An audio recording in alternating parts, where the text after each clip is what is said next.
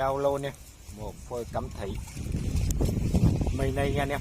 Cây rất là già cây nha. Này, cây lúa nè, nhìn cái độ già của nó nè, quá là già luôn nha. Cây có một cái dáng bay rất quái luôn nha anh em.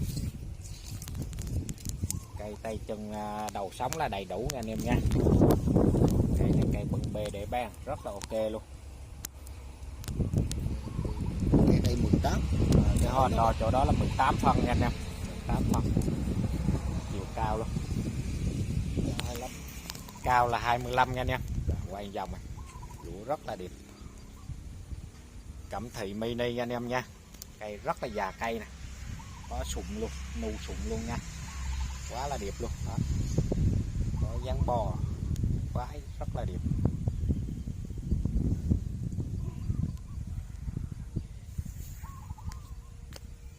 Cẩm Thị